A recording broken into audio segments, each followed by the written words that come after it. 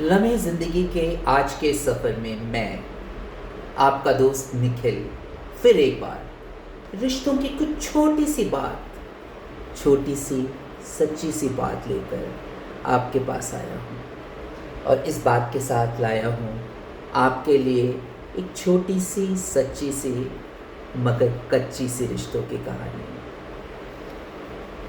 हम अक्सर सोचते हैं कि सच्चे रिश्ते, दिलों के रिश्ते बदलते नहीं हैं, मगर ऐसा होता नहीं है। रिश्ते अक्सर वक्त और दूरियों के साथ बदल जाते हैं, उनके मायने बदल जाते हैं और इसमें कुछ गलत नहीं होता।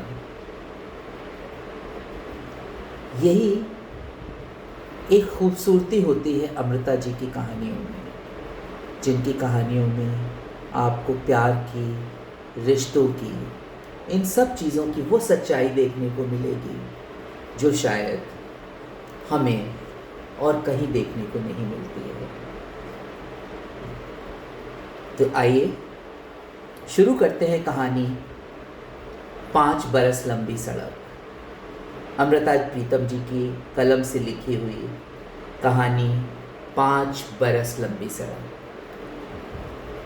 हवाई जहाज वक्त पर आया था, पर नीचे एयरपोर्ट से अभी सिग्नल नहीं मिल रहे थे। जहाज को दिल्ली पहुंचने की खबर देकर भी अभी 10 मिनट और गुजारने थे, इसलिए शहर के ऊपर उसको कुछ चक्कर लगाने थे। उसने खिड़की में से बाहर झांकते हुए शहर के मुंडेरे पहचाने, मुंडेरे, किले, खंडहर, खेत। क्या पहचान सिर्फ आंखों की होती है? आंखें इस पहचान को अपने से आगे कहीं नीचे तक क्यों नहीं उतारती? उसे ख्याल आया, पर एक धुन जैसी सोच की तरह नहीं, ऐसे ही राह में आता जाता ख्याल। मुंडेर, किले, खंडहर, खेत उसने कई देशों में देखे थे। हर देश में इन चीज़ों के यही नाम होते हैं, चाहे हर देश में इन चीज़ों का अलग अलग इतिहास होता हो। इनके रंग, इनके कद, इनकी मुँह मुहार भी अलग अलग होती है, एक इंसान से अलग, दूसरे इंसान की तरह, पर फिर भी इंसान का नाम इंसान ही रहता है। मुंडेरों का नाम मुंडेर ही रहता है और किले का नाम भी किला ही रहता है। सिर्फ एक हल्का सा फर्क था। हर देश में इन चीज़ों को देखते वक्त एक ख्याल सा रहता था कि वह उन्हें पहली बार देख रहा था, पर आज अपने देश में इन्हें देखकर उसे लग रहा था वह इन्हें दूसरी बार देख रहा था। और उसे ख्याल आया, अगर वह फिर कुछ दिनों बाद परदेश गया और वहाँ जाकर उन्हें देखकर भी इसी तरह से लगेगा कि वह उनको दूसरी बार देख रहा है, बिल्कुल आज की तरह। यह देश और परदेश का फ़र्क नहीं था, ये सिर्फ पहली बार और दूसरी बार देखने का फ़र्क था। जहाज ने लैंड किया, एयरपोर्ट पर जाना पहचाना लगा, दूसरी बार देखने की तरह। इससे ज़्यादा उसके मन में कोई सेक नहीं था। ओवरकोट उसके हाथ में था, गले का स्वेटर भी उतार कर उसने कंधे पर रख लिया। सेक मौसम का था, मन का नहीं। कस्टम में से गुजरते वक्त उसे एक फॉर्म भरना था कि पिछले 9 दिनों में वह कहाँ कहाँ रहा था। पिछले 9 दिनों में वह सिर्फ जर्मनी रहा था। उसने फॉर्म भर दिया और उसे याद आया, अच्छा है, कस्टम वाले सिर्फ 9 दिनों का लेखा पूछते हैं, 20-25 दिनों का नहीं तो उसे सिलसिलेवार याद करना पड़ता कि कौन सी तारीख वह किस देश में रहा था। उसने वापस आते समय कोई 1 महीना सिर्फ इसी तरह गुजारा था। कभी किसी देश का टिकट लेते लेता, कभी किसी देश का, और अगर किसी देश का वीज़ा ना मिलता तो वह दूसरे देश चल पड़ता था। पासपोर्ट की चेकिंग करते समय और पासपोर्ट वापस करते समय एक अफसर ने मुस्कुराकर कहा, जनाब, 5 बरस के बाद देश आ रहे हैं आप। बिल्कुल उसी तरह जिस तरह से एयर होस्टेस ने राह में कई बार बताया था कि इस वक्त हम इतने 1000 किलोमीटर तय कर चुके हैं। गिनती अजीब सी चीज़ होती है, चाहे मीलों की हो चाहे बरसों की। उसे ये सोचकर हंसी आ गई। जहाज में उसके साथ उतरे हुए लोगों को लेने लोग आए हुए थे। हाथ मिलाकर भी मिल रहे थे, गले में बाहें डालकर भी मिल रहे थे। कईयों के गले में फूलों के हार भी थे। पसीने और फूल की गंध से शायद एक तीसरी गंध और भी होती है, उसे ख्याल आया। पर तीसरी गंध की बात उसे एक थीसिस लिखने के बराबर लगी। वह अभी अभी एक परदेशी जबान सीखकर और उसके लिटरेचर पर थीसिस लिखकर एक डिग्री लेकर आया था। नए थीसिस का कोई काम वह अभी नहीं सोचना चाहता था, इसलिए सिर्फ पसीने और फूलों की गंध को सूंघता हुआ वो एयरपोर्ट से बाहर आ गया। घर में सिर्फ माँ थी। जाते वक्त बाप भी था, छोटा भाई भी और एक लड़की। नहीं, वह लड़की घर में नहीं थी, वह सिर्फ उसी दिन उसके जाने वाले दिन आई थी। माँ को सिर्फ ऐसे ही कुछ घंटों के लिए भ्रम हुआ था कि वो लड़की, छोटी भाई ने अपना ब्याह कर लिया था और अब वो दूर नौकरी पर रहता था, घर में नहीं रहता था। बाप अब इस दुनिया में कहीं नहीं था, इसलिए घर पर सिर्फ माँ थी। कई दिन और कई चीज़ें अंदर से बदल जाती हैं पर बाहर से वही रहती हैं। कई चीज़ें ऐसी होती हैं जो बाहर से बदल जाती हैं पर अंदर से वही रहती हैं। उसका कमरा बिल्कुल उसी तरह था। उसका पीला गलीचा, उसकी खिड़की पे तसरी पर्दे, उसकी मेज पर रखा हुआ हरी धारियों का फूलदार और दहलीज पर पड़ा हुआ गहरा खाकी पायदार। चांदनी का पौधा भी उसकी खिड़की के आगे उसी तरह से खिला हुआ था। पर पहले इस सब कुछ की गंध दीवारों की ठंडी गंध के समेत उसके साथ लिपट सी जाती थी, और अब उसे लग रहा था कि वह उसके साथ लिपटने में सकुचाती सिर्फ उसके पास से गुजरती थी और फिर परे हो जाती थी। पता नहीं उसके अंदर क्या बदल गया था। माँ कश्मीरी सिल्क की तरह नरम होती है और तनी सी भी, पर उम्र ने जैसे उसे धोसा दिया था। वह सारी की सारी सिकुड़ गई थी। माँ से मिलते वक्त उसका हाथ माँ के मुंह पर ऐसे चला गया जैसे उसे हथेली से मांस की सारी सिकुड़ने निकाल देनी। माँ की आवाज़ भी बड़ी धीमी और क्षीण सी हो गई थी। उसने पहले उसकी आवाज़ का जोर से कद जितना नहीं, उसके मर्द के कद जितना था, और उसके बिना अब वह नीचा हो गया था, मुश्किल से उसके अपने कद जितना। जब उसने बेटे का मुंह देखा था, उम्र की आंखें उसी तरह सजग हो उठी जैसे हमेशा होती थी। उसके सीने की सांस उसी तरह उतावली हो गई थी जैसे हमेशा होती थी। वह कहीं किसी जगह बिल्कुल वहीं थी जो हमेशा होती थी, सिर्फ उसके बाहर बहुत कुछ बदल गया था। मुझे पता था रे, तू आज या कल किसी दिन भी अचानक आ जाएगा, माँ ने कहा। उसे अपने कमरे में लगे हुए ताजु फूलों की तरफ नज़र डाली और फिर माँ की तरफ। माँ की आवाज़ सकुचा सी गई। वो तो मैं रोज़ ही रखती थी। रोज़? कितने दिनों से? वह हंस पड़ा। रोज़। माँ की आवाज़ उसके जिस्म की तरह और सिकुड़ गई। जिस दिन से तू गया था, 5 वर्षों से? वह चौंक सा गया। माँ सकुचाहट से बचने के लिए रसोई में चली गई थी। उसने जेब में से सिगरेट का पैकेट निकाला, लाइटर पर उंगली रखी तो उसका हाथ ठिठक गया। उसने माँ के सामने आज तक सिगरेट नहीं पी थी। माँ ने शायद उसके हाथ में पकड़ा हुआ सिगरेट का पैकेट देख लिया था।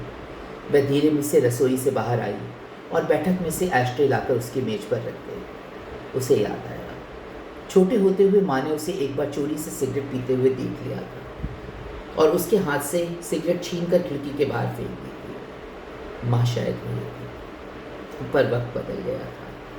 माँ फिर रसोई में चली गई। वह चुपचाप सिगरेट पीने लगा।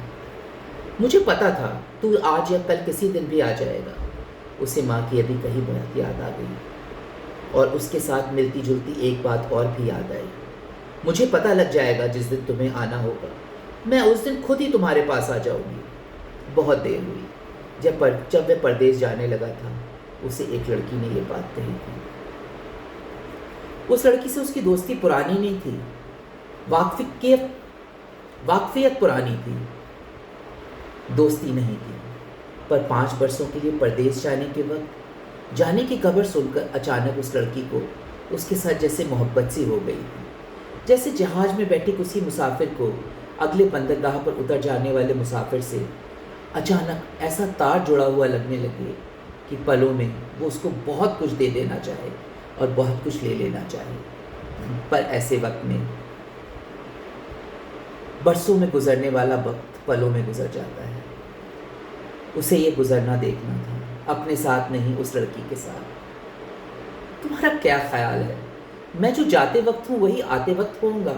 उसने कहा। मैं तुम्हारी बात नहीं कहती, मैं अपनी बात कहती हूँ, लड़की ने जवाब दिया था। तुम यहीं होगी यह तुम्हें किस तरह से पता है? लड़कियों को पता होता है। हाँ, तो लड़कियां बावरी होती हैं। वह हंस पड़ा। लड़की रो पड़ी थी। जाने में बहुत थोड़े से दिन थे। 5 दिन और 5 रातें लगाकर उस लड़की ने एक पूरी बाहों वाला स्वेटर बुना था, उसे पहनाया था और कहा था, बस एक इकरार मांगती हूँ और कुछ नहीं। जिस दिन तुम वापस लौटो, गले में यही स्वेटर पहन कर आना। तुम्हारा क्या ख्याल है, मैं वहाँ 5 बरस? उसने जो कुछ लड़की को कहना चाहा था, लड़की ने शायद समझ लिया था। जवाब दिया, मैं तुमसे अनहोनी इकरार नहीं मांगती, सिर्फ यह चाहती हूँ कि वहाँ का वहाँ ही छोड़ आना। वह कितनी देर बाद तक उस लड़की का मुंह देखता रहा, चुपचाप, बिना कुछ बोले। और फिर उसको यह सब कुछ एक अनादि औरत की तरह अनादि छल लगा था। वह बेवफाई की छूट दे रही थी, पर उस पर वफा का भार लाद कर कह रही थी, मैं तुम्हें ख़त लिखने के लिए भी नहीं कहूँगी, सिर्फ उस दिन तुम्हारे पास आऊँगी जिस दिन तुम वापस आओगे। मगर तुम्हें कैसे पता लगेगा मैं किस दिन वापस आऊँगा? लड़की को टीस करने के लिए उसने कहा था, और उसने जवाब दिया था, मुझे पता लग जाएगा जिस दिन तुम्हें आना होगा। उस दिन वह हंस दिया था। उसने परदेश देखे थे, बरस देखे थे, लड़कियां भी देखी थी, पर किसी चीज़ पर उसने डूब कर नहीं देखा, सिर्फ किनारों से छू कर देखा। और वह सोचता रहा, शायद डूबना उसका स्वभाव नहीं है, या वह चलता है तो एक भार भी उसके साथ चलता है और इसके पैरों को हर जगह हर वक्त रोक सा देता है। इन वर्षों में उसने कभी उस लड़की को खत नहीं लिखा। लड़की ने कहा भी कुछ इसी तरह से था। हर देश की दोस्ती उसने उसी देश में छोड़ दी थी। ये शायद उसका अपना ही स्वभाव था, या इसलिए कि शायद लड़की ने उससे कहा था। वह वापस आते वक्त जब अपना सामान पैक कर रहा था, उस स्वेटर को हाथ में लेकर कितनी देर सोचता रहा कि वह उसे और चीज़ों के साथ पैक कर दे या उस लड़की की बात रख ले और उसे पहन ले। जो स्वेटर पहन कर जाना, 5 बरसों बाद वही पहन कर आना, उसे एक बात मूर्खता की तो लगी थी, मूर्खता की भी और जज्बाती भी, और एक हद तक झूठी भी, क्योंकि जिस बदन पर यह स्वेटर पहनना था वह बदन उस तरह का रहा ही नहीं था जिस तरह 5 बरस पहले वो उसे लेकर आया था। पर उसने भी स्वेटर पैक नहीं किया, गले में डाल लिया। ऐसे ही जब वह स्वेटर पहन के शीशे के सामने खड़ा हुआ, उसे आर्ट गैलरियों में बैठे वो आर्टिस्ट याद आ गए जो पुरानी और क्लासिक पेंटिंग्स की हूबहू नकलें तैयार करते हैं। और स्वेटर पहनकर उसे लगा उसने भी अपनी एक नकल तैयार कर ली थी, मगर वो इस नकल से शर्मिंदा नहीं था, सिर्फ अपनी इस नकल पर हंस रहा था। माँ को भी वह सब कुछ याद था जो कभी उसे अच्छा लगता था, लेकिन शायद वह खुद भूल गया था। देख तो, ये अच्छा बना है क्या? माँ ने जब पनीर का पराठा बनाकर उसके आगे रखा तो उसको याद आया कि पनीर का पराठा उसे बहुत अच्छा लगता था। माँ ने जाने वाले दिन भी यही बनाया था। उसने एक कौर तोड़कर मक्खन में डुबाया और फिर माँ के मुंह में डाल धीमे से हंस दिया। वहाँ लोग पनीर तो बहुत खाते हैं, पर पनीर का पराठा कोई नहीं बनाता। यह छुटपन की उसकी आदतें थी। जब वह बड़ी रौ में होता था, रोटी का पहला कौर तोड़ के माँ के मुंह में डाल देता था। तू 7 साल विलायत घूमकर भी वही का वही है, माँ के मुंह से निकला और उसकी आंखों में पानी भर आया। भरी आंखों से वह कह रही थी, अब तू आ गया है, सब कुछ फिर उसी तरह का हो गया है। वह नहीं था, कुछ भी वह नहीं था। जाते वक्त जो वह कुछ था वह पूरा का पूरा बदल गया था। उसने बाप की बात नहीं छेड़ी थी, सिर्फ उसके खाली पलक की तरफ देखा था और फिर आंखें परे कर ली थी। माँ के दिन ब दिन मुरझाते मुंह की बात भी नहीं करी। छोटे भाई की खैर खबर पूछी, पर यह नहीं कहा कि माँ को अकेला छोड़कर वह इतनी दूर क्यों चला गया है। पर माँ कह रही थी, सब कुछ फिर उसी तरह से हो गया है। झटपट जो कोई भुलावा पड़ जाए तो क्या हर्ज है। उसने सोचा भी यही था। माँ के मुंह में अपनी रोटी का कौर इसीलिए डाला था। उसने कोई और भी माँ की बरसी की बात करनी चाहिए। पूछा, अम्मा भाभी कैसी है, सुंदर है, तुम्हें पसंद आई क्या? माँ ने जवाब नहीं दिया, सिर्फ सवाल सा किया। मेरा ख्याल था तू विलायत से कोई लड़की। वह हंस पड़ा। बोलता क्यों नहीं? विलायत की लड़कियां विलायत में ही अच्छी लगती हैं, सब वहीं छोड़ आया हूँ।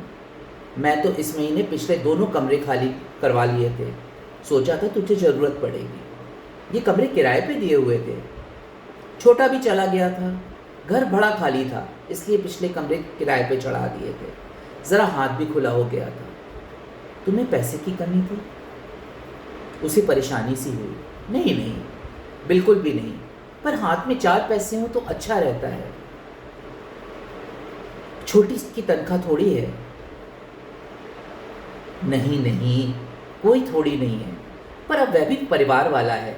आजकल में ही उसके घर, ओह तो मेरी माँ दादी बन जाएगी। उसने माँ को हंसाना चाहा, पर माँ कह रही थी, मुझे तो कोई उज्र नहीं था जो तू विलायत से कोई लड़की लेकर आ जाता। वह माँ को हंसाने के यत्न में था, इसलिए कहने लगा, लाने तो लगा था, पर याद आया कि तुमने जाते समय ये बात पक्की करी थी कि मैं विलायत को से किसी को साथ लेके ना आऊँ।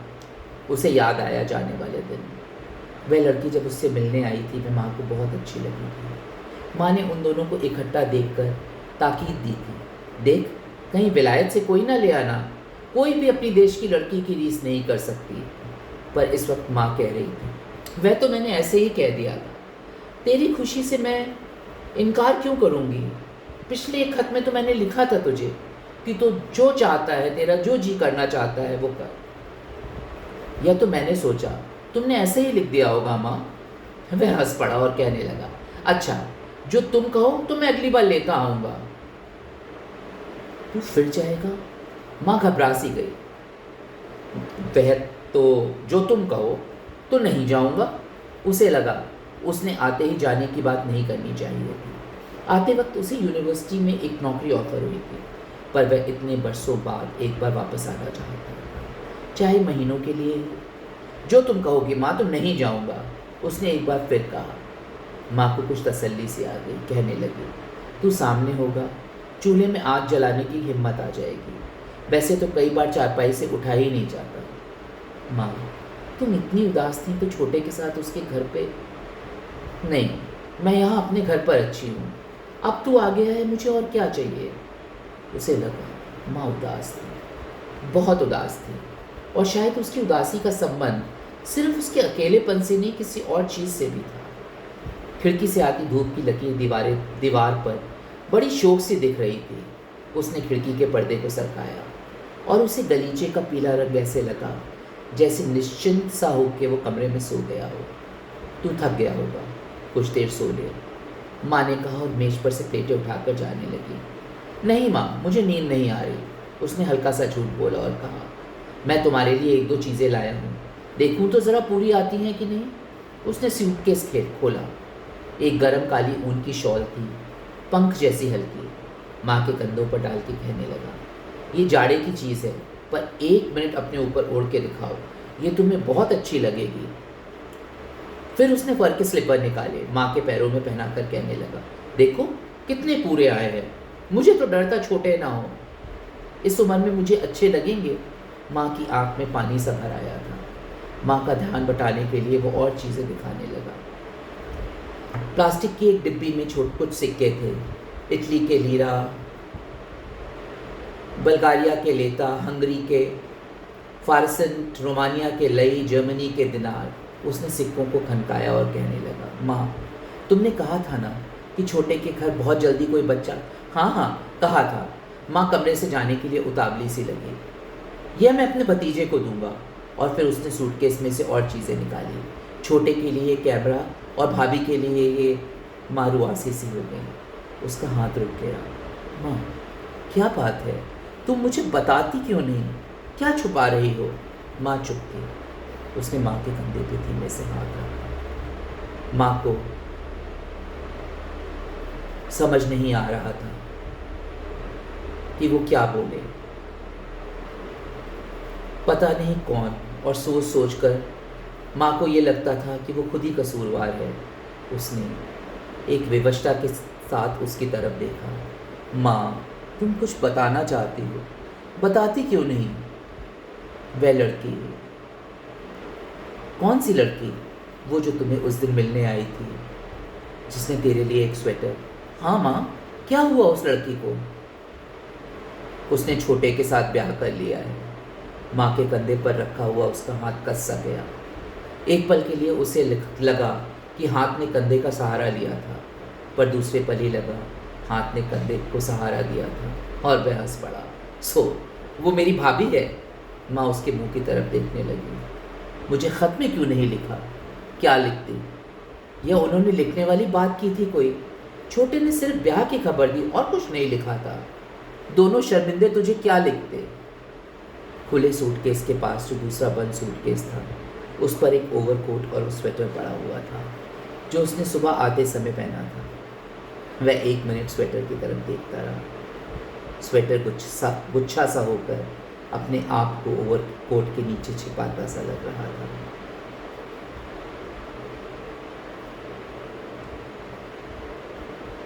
इस कहानी के बाद रिश्तों के बारे में कुछ कहना बेमानी सा होगा। सिर्फ इतना ही कि फिर मिलेंगे रिश्तों के, ज़िंदगी के इस सफ़र में, सफ़र लम्हे ज़िंदगी के। और अगर आपने अभी तक इस चैनल को सब्सक्राइब नहीं किया है तो प्लीज़ सब्सक्राइब करें। मुझे दोस्तों की बहुत ज़रूरत है, ऐसे दोस्तों की जिनके साथ मैं बिना कुछ छुपाए सिर्फ बात कर सकूं, दिल की बात। और मैं चाहूँगा आप भी मेरे से अपने दिल की बात करें। प्लीज़ एक बार, एक बार, एक बार।